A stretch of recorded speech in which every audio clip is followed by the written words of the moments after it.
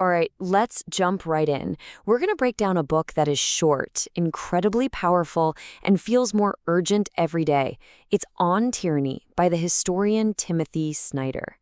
Think of it as a guide, a warning, pulled directly from the darkest moments of the 20th century, but written for us, right now. This right here, this is the core idea of the entire book. Snyder's not saying the past is a perfect map for the future. It's not.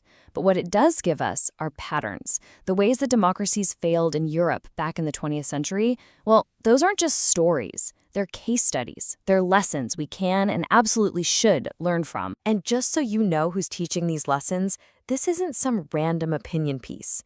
Timothy Snyder is a major historian at Yale. His work, like the book Bloodlands, is all about 20th century Europe. So when he draws a line from the past to the present, it comes with some serious historical weight. Now, Snyder's first point is maybe the most important, and honestly, it's a bit of a shocker. He says the main battle against tyranny isn't fought out there on some battlefield. Nope, it's fought right inside our own heads.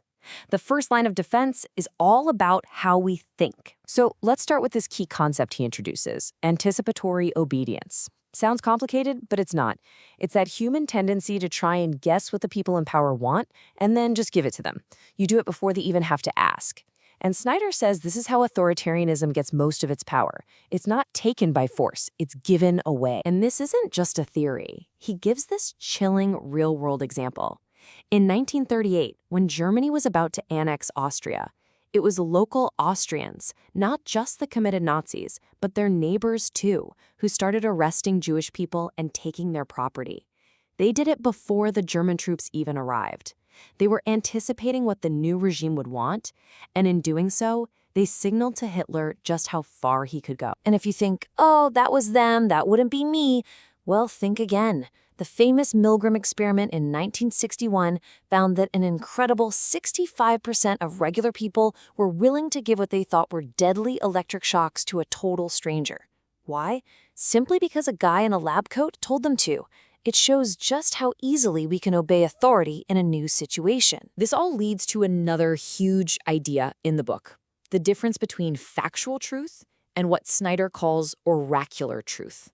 Factual truth, is the stuff based on evidence, on a reality we can all share and verify. That's the bedrock of freedom. But oracular truth, that's when truth is just whatever a leader says it is. It's the I alone can fix it model, where evidence just doesn't matter anymore. And the stakes here are just incredibly high. Snyder puts it so bluntly with this line: if we don't have a shared factual reality, how can we challenge anyone in power? We can't. All that's left is a show, a spectacle. And that's not a new idea. It's a very, very old one. Okay, so let's move from the mindset to the real world. What happens when this way of thinking starts to infect our institutions? Snyder's warning here is that things like courts, newspapers, and laws, they don't protect themselves. They need people to actively defend them. And just look at how fast it can all fall apart. I mean, we're talking less than a year for Germany to go from a republic with a constitution to a one-party dictatorship. It wasn't a slow, gentle slide. It was a free fall, a cascade of events where one unlocked the next, and the whole system just crumbled from the inside. Reading this quote from a German Jewish newspaper in early 1933 it's heartbreaking. It's so reasonable, so logical. It's a total faith in the system, but that, Snyder says, is the tragic mistake. You can't assume that just because leaders used institutions to get power, they won't turn around and destroy those exact same institutions. And the people who help tear it all down, they aren't monsters from a movie, they're professionals. You see, authoritarians need people with skills. They need lawyers to twist the law, they need judges to run the show trials, they need civil servants to handle the paperwork for mass murder. That's why Snyder argues, simply holding on to your professional ethics is a huge act of resistance. Okay, so after all that pretty grim diagnosis, Snyder pivots. This book isn't about making us despair. It's about empowering us. He lays out actual, tangible things that you and I, as citizens, can do to push back against this slide. He tells this fantastic story from the Czech dissident Václav Havel. It's about a greengrocer who every day puts a sign in his window that says, "Workers of the world, unite." He doesn't believe it, not really. He's just doing it to avoid trouble. But then one day he decides, you know what, I'm not doing this anymore. And he takes the sign down. In that one small act, he stops participating in the lie. He reclaims his own integrity, and he shows everyone else that it's possible to say no. He breaks the spell. Snyder's also really clear that activism on your laptop isn't enough. He calls for corporeal politics. That literally means politics with your body. Get outside, go to a protest, meet people you don't already know. He says power wants you slumped in a chair with all your anger and passion just disappearing into a screen.